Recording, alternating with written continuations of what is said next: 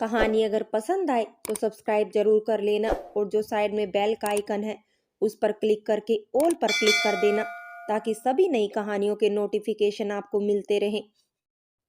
Friends, आज की कहानी है सब कुछ मिलता था उतरन में। आज पति भी मिला उतरन में। रात के 1 बज रहे हैं और अब तक नींद का कोई एहसास ही नहीं है। पता नहीं क्यों शालू की बहुत याद आ रही है। क्या बात हो सकती है? अभी कुछ घंटे पहले ही तो बात हुई थी उससे। घर पर तो सब ठीक है, पर आज मुझे शालू ठीक नहीं लग रही थी। शायद मेरी परेशानी का यही कारण है। मोबाइल पर शालू का नंबर मिला दिया। हेलो, क्या हुआ? कोई खास बात है क्या?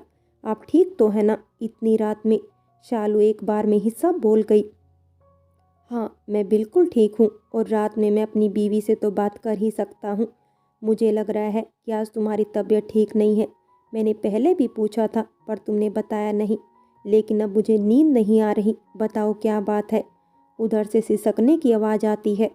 थोड़ी देर बाद वो जोर देने पर बताती है कि उसकी माँ की तबीयत थोड़ी ख़राब है और आज दोपहर में माँ अपनी इकलौती बेटी शालू से बातें करते हुए कुछ ज़्यादा ही भावुक हो गई थी। इसलिए ही उसको आज माँ की बहुत याद आ रही है। मैंने उसे फ़ोन पर समझाया कि उसे माँ के पास कुछ दिनों के लिए जाना चाहिए और सो जाने को कहा। फिर फ़ोन रख दिया। पता नहीं शालू सोई या नहीं, पर शालू का इस तरह मेरे सामने सिसकने और अपने दिल की बात कहने का इन 3 सालों में पहला मौका था जिसने मेरी नींद को उड़ा दिया। मैं पुरानी यादों में खो गया। लगभग 6 साल पहले मेरी शादी बड़े धूमधाम से और अरमानों के साथ मेरे घर वालों ने सौम्या के साथ रचाई थी। सौम्या बड़े घर की बेटी थी। 3 भाइयों में इकलौती बहन का लाड़ प्यार कुछ ज़्यादा ही था। माता पिता सौम्या जैसी सुंदर पढ़ी लिखी अमीर बहू को पाकर फूले नहीं समा रहे थे। रिश्तेदारों में धाक सी जम गई थी। दहेज से भरे घर को निहारते हुए माँ जोर देकर बोलती थी, अरे हमारा लड़का भी तो हर तरह से हीरा है, हीरा। तभी तो लोग पीछे पड़ गए थे शादी के लिए। अब मुझे तो सबसे अच्छा रिश्ता सौम्या का ही लगा। खैर, खुश तो मैं भी बहुत था। सब कुछ अच्छे से चल रहा था और 1 साल के अंदर ही काजल के जन्म ने हमारी खुशियों को दुगना कर दिया था। लेकिन ऊपर वाले को ही पता होता है कब क्या होना है। किसी को भी अनुमान तक नहीं होता। उस दिन सौम्या काजल को घर पर आया के पास छोड़कर शॉपिंग के लिए गई थी। लौटते समय उसकी गाड़ी का एक्सीडेंट हो गया और घटनास्थल पर ही उसकी मृत्यु हो गई। पल भर में मेरा सब कुछ उजड़ गया। दोनों परिवारों का बुरा हाल था। 1 साल की काजल की आंखें जब माँ को ढूंढती तो मेरा धैर्य जवाब दे जाता, पर नियति के आगे सब मजबूर थे। धीरे धीरे सब अपने घरों को लौट गए। काजल की वजह से मेरे माता पिता और सौम्या के माता पिता बारी बारी से आकर मेरे घर रहने लगे, परंतु वे लोग भी बूढ़े थे और इस दुख ने उन्हें और बूढ़ा कर दिया। मुझे और काजल को देखकर उनका हौसला टूटता जा रहा था। इस तरह 6 महीने बीत गए। अब इन चारों बुजुर्गों ने अपने अनुभवों के आधार पर मेरा दोबारा घर बसाने का निर्णय मुझसे बिना पूछे ही ले लिया। 1-2 रिश्ते की बात चलाई पर मैंने इनकार कर दिया। अब इन लोगों ने ब्रह्मास्त्र के रूप में अपनी कसम, काजल की कसम देना शुरू किया। मैंने भी रोज रोज के किस्से से तंग होकर हाँ कर दी, कुछ शर्त के साथ कि मैं बस 8-10 लोगों की मौजूदगी में मंदिर में बिल्कुल सादगी के साथ फेरे लूँगा और बिल्कुल साधारण परिवार की समझदार लड़की होनी चाहिए, क्योंकि बड़े घर की लड़की शायद मेरी काजल को दिल से स्वीकार न कर पाए, ऐसा मेरा मानना था। सब राजी हो गए और 1 महीने के अंदर ही सौम्या की माँ ने शालू का रिश्ता मेरे सामने रख दिया। शालू को तो मैं जानता था। दरअसल शालू सौम्या की दूर की रिश्तेदार थी। उसके पिता की बचपन में ही मृत्यु हो चुकी थी। उनकी असाध्य बीमारी ने घर की आर्थिक स्थिति को बुरी तरह से डाबाडोल कर दिया था। उसकी माँ ने बड़ी मुश्किल से उसको पढ़ाया लिखाया। सौम्या का परिवार कभी कभार उनकी मदद करता रहता। सौम्या बताती थी उसके सारे पुराने कपड़े और किताब कापियाँ शालू को दे दिए जाते। 1-2 बार मैं सौम्या के घर पर उससे मिला भी था। सौम्या की तरह सुंदर तो नहीं, पर खराब भी नहीं थी। कम बोलती थी। कुल मिलाकर उसका व्यक्तित्व नकारने लायक नहीं था। फिर सबसे बड़ी बात यह थी कि शालू सौम्या की सहेली जैसी थी, तो काजल को भी माँ का प्यार दे सकेगी, ऐसा सबका मानना था और मैंने भी हाँ कर दिया। महीनों बाद मेरी और शालू की शादी हो गई और दोनों परिवारों ने राहत की सांस ली। शालू ने मेरा घर, मेरी बच्ची को बड़ी अच्छी तरह से संभाल लिया।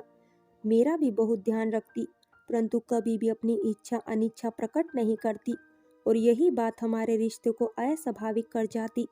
शुरुआत में तो शायद मैं भी बहुत ज़्यादा घुल मिल नहीं पाया था उससे, पर धीरे धीरे उसके स्वभाव, काम करने के तरीके और खाना बनाने की कला ने मुझे मोहित कर लिया था। मैं ना चाहते हुए सौम्या से उसकी मन ही मन तुलना कर बैठता और हर मामले में मुझे शालू सौम्या से ज़्यादा मेरी पसंद के अनुसार मिलती। मैं सोचता कि खुश तो मैं सौम्या के साथ बीता, पर शालू के साथ खुशी के संग एक अलग तरह की संतुष्टि भी है जो मेरे स्वभाव, आदतों, पसंद के अनुरूप है। इस बीच हमारे यहाँ आरव ने आकर हमारे परिवार को पूरा कर दिया। सभी लोग बहुत खुश थे। अब मैं शालू के साथ बिल्कुल स्वाभाविक जीवन जीना चाहता हूँ, जिसमें गिले शिकवे, रूठना मनाना भी हो, पर शालू का हमेशा समर्पण मुझे कचोटता रहता। खिड़की के बाहर चिड़ियों की चहचहाहट से तंद्रा भंग होती है और मैं उठकर ऑफिस जाने की तैयारी करने लगता हूँ। ऑफिस जाकर मैं शालू की फ़्लाइट की टिकट करवाकर उसे मैसेज कर देता हूँ और जैसा कि मैंने सोचा था ठीक वैसे ही तुरंत शालू का फ़ोन आता है। अरे, आपने टिकट क्यों करवा दिया? माँ को तो मामूली सा बुखार है, परसों आपको वापस आना है, काजल का स्कूल है। और आगे भी वो कुछ कहती कि मैंने उसे टोकते हुए कहा, किस किताब में लिखा है कि जब माँ की तबीयत बहुत ज़्यादा खराब हो तभी उनसे मिलने जाया जाए? चाबी पड़ोस में दे देना, मैं कुछ दिन मैनेज कर लूँगा। और रही काजल की बात, तो अभी केजी में है, यूनिवर्सिटी में नहीं। तैयारी कर लो और जाकर माँ के पास कुछ दिन रहो। शालू ने 1-2 बार और मना करने की कोशिश की, पर मैं अड़ा रहा। 2 दिन बाद जब मैं घर लौटा तो सामने टेबल पर मुझे एक चिट मिली। फ्रिज में भिंडी, दाल, पनीर और राजमा की सब्जी बनी हुई रखी है। पूरा घर मेरी सुविधा के अनुसार सुव्यवस्थित था। मैं खुश हो उठा। ओ शालू, तुमने पूरा समय मेरी तैयारी करने में लगा दिया। 2 बच्चों के साथ कैसे इतनी जल्दी सब मैनेज किया होगा? सौम्या होती तो मेरे कहने से पहले ही मायके चली जाती और मुझे कुछ दिन बाहर खाने का आदेश अलग दे जाती। 10 दिनों से घर से बाहर था, इसलिए शालू के हाथों का बना खाना मुझे असीम आनंद के साथ भावुक भी कर गया। आज रविवार है, मुझे घर आए हुए 3 दिन ही हुए हैं, पर बच्चों और शालू बिना हर जगह सन्नाटा है। न जाने क्या सोचकर शालू की अलमारी खोलता हूँ तो सामने उसकी डायरी रखी हुई मिलती है, जिसको मैंने देखा तो कई बार है पर कभी छुआ नहीं।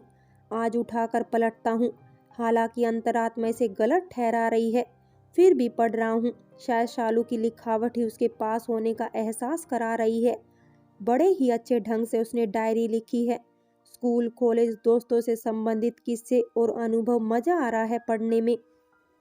एक जगह उसने लिखा है कि मुझे फिल्मों में समुंदर के किनारे बहुत अच्छे लगते हैं। कभी मौका लगा तो मैं गोवा जाना चाहूँगी और वहाँ रेत पर बैठकर सूरज का उगना और अस्त होना देखूंगी। रेत से घर बनाऊंगी और लहरों से खेलूंगी। पढ़कर मैं चौंक गया कि शालू जैसी शांत लड़की के अंदर भी एक चंचल मन है। आगे पलटता हूँ। आज सौम्या की माँ मम्मी के पास आई थी और मेरे लिए सागर जी का विवाह प्रस्ताव रखा। मम्मी ने सोचने का समय मांगा है। मुझे भी अटपटा लग रहा है। क्या सौम्या की हर उतरन बाद में मुझे ही मिलनी है? पति भी नहीं, हरगिज नहीं, ऐसा कभी नहीं हो सकता। पर उसकी काजल का क्या होगा? वो तो बिल्कुल ही मासूम है, सौम्या की आखिरी निशानी है। आज नहीं तो कल सागर की शादी होगी ही। कहीं उनकी बीवी ने काजल को नहीं अपनाया तो ये तो बहुत दुखद होगा। पेज एक के बाद एक पलटता जा रहा हूँ। आजकल मम्मी हमेशा कुछ सोचती रहती है, जैसे कुछ कहना चाहती हो मुझसे, पर कह नहीं पा रही है। शायद मम्मी को मेरी शादी की चिंता ज़्यादा ही हो रही थी, पर पैसे के अभाव ने उन्हें मजबूर कर रखा है। आज एमए का रिजल्ट आया है। चाचा चाची मुझे बधाई देने आए थे। बधाई तो बहाना था, मम्मी को टेंशन देने का इरादा ज़्यादा था कि शालू की उम्र बढ़ रही है और शादी जल्दी करनी चाहिए, और 1-2 रिश्ते भी बता डाले जो किसी भी एंगल से ठीक नहीं थे। मम्मी को इन दिनों न जाने क्या हो रहा है, उनकी तबीयत ठीक नहीं रहती। शायद मेरी शादी की चिंता उन्हें कमज़ोर करती जा रही है। रिश्तेदारों से कोई उम्मीद नहीं है, अब मुझे ही आगे आना होगा। ईश्वर ने अगर मेरी इच्छाओं को नकार दिया है तो ठीक है, अगर ज़िंदगी में सुख नहीं है तो ना सही, मैं कम से कम किसी और को तो सुखी करने का सोच ही सकती हूँ। मैं काजल को तो माँ का प्यार दे ही सकती हूँ। सौम्या की आत्मा को तो शांति दे सकती हूँ। आज ही मम्मी से सागर जी का रिश्ता स्वीकार करने को कहूँगी। आज सागर जी से मेरी शादी है। कल रात माँ बता रही थी कि सागर बातचीत में उन्हें बहुत पसंद आए और बहुत ही सुलझे हुए लगे, देखने में भी बहुत अच्छे हैं। सागर की माँ ठीक ही कहती है, उनका बेटा हीरा है। मैं मन ही मन हंस रही हूँ कि मम्मी किस तरह सागर की तारीफों का पुल बांधकर खुश हो रही है, मुझे भी खुश करना चाह रही है। शायद पैसे के अभाव का दुख इस तरह उनके मन को सुख दे रहा है। आगे के पन्नों में यूं ही रोजमर्रा के कुछ विवरण हैं, जैसे काजल का चुलबुलापन, नटखट मासूम शरारतें। कई पेज एक साथ पलट देता हूँ। आज आरव 2 महीने का हो गया। काजल दिन भर छोटे भाई के साथ चिपकी रहती है। बहुत खुश है छोटा भाई पाकर। व्यस्त हो गई हूँ, इसलिए डायरी लिखना यदा कदाई हो पाता है। 2 बच्चे और बच्चों के पापा के इतने काम हो जाते हैं कि फुर्सत ही नहीं मिलती, पर मुझे बड़ा मजा आता है सबको खुश देखकर। जिंदगी बहुत खुशहाल चल रही है। सागर वास्तव में बहुत ही सुलझे हुए हैं, मेरा भी बहुत ख्याल रखते हैं। शायद सागर से अच्छा पति मुझे मिल ही नहीं सकता था। मेरी कल्पनाओं से भी बढ़कर हैं। वो मम्मी ने सागर के बारे में सही ही कहा था। मैंने उन पर शक कर कर गलत किया है। आखिर मम्मी ने धूप में तो बाल सफ़ेद नहीं किए हैं। उन्होंने जिंदगी में इतने पापड़ बेले हैं कि उनकी आदमी को पहचानने की परख कुछ ज़्यादा ही हो गई है। Love you mummy. आगे के पन्ने खाली हैं, जो जाहिर करते हैं कि शालू की व्यस्तता बढ़ती ही जा रही है। मैंने डायरी को उसके स्थान पर रख दिया और उदयपुर की फ़्लाइट बुक करवा दी। सुबह सुबह ही शालू के घर की बेल बजा देता हूँ। इस तरह अचानक से मुझे देखकर सभी बड़े खुश हो जाते हैं। बच्चे तो मुझे छोड़ ही नहीं रहे थे। शालू की मम्मी मुझे चाय देते हुए कहती है, बेटा तुमने इन तीनों को भेजकर पहले ही मेरा बुखार उड़न छू करवा दिया था, और अब अचानक से आकर तो मेरा खून ही बढ़ा दिया। सच, मेरे आने से वो बहुत खुश हैं। नाश्ते के बाद मैंने ऐलान किया कि आज हम सब मिलकर दिन भर घूमेंगे, शॉपिंग करेंगे और बाहर खाना भी खाएंगे। मम्मी ने 1000 बहाने किए, पर मैं ज़बरदस्ती उनको भी ले गया। सब ने खूब मस्ती की। रात में बच्चों को सुलाकर शालू कमरे में आई और बोली, आपने तो आज गजब का सरप्राइज़ दिया। आने का फ़ोन तो कर दिया होता, लेकिन बहुत अच्छा किया। सब बहुत खुश हैं और आज तो मम्मी ने भी बच्चों संग खूब मज़े किए। मैंने ज़िंदगी में पहली बार मम्मी को इतना खुश देखा। आपका बहुत बहुत धन्यवाद। मैंने कुछ नहीं कहा। थोड़ी देर बाद उसने पूछा, घर कब लौटना है? तो मैंने कहा, परसों दोपहर की फ़्लाइट है। 7 दिनों के लिए हम गोवा जा रहे हैं। वहाँ रेत पर बैठकर एक साथ सनराइज और सनसेट देखेंगे। रेत से घर बनाएंगे और लहरों से खेलेंगे। शालू आश्चर्य से मेरा मुंह देखने लगी तो मैंने उसे एक चिट पकड़ा दी।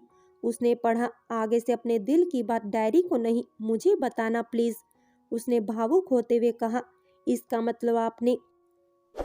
मैंने बीच में ही बात काटते हुए कहा, हाँ, मैंने बिना तुमसे पूछे तुम्हारी डायरी को पढ़ा। वो मेरी बाहों में समाते हुए धीरे से बोली, इतनी देर क्यों लगा दी, पहले क्यों नहीं पढ़ा? मैंने हंसते हुए कहा, ये हुई ना बीवी वाली बात। और शालू की मुस्कान एक कभी ना खत्म होने वाली शुरुआत के रूप में पूरे कमरे में गूंज गई।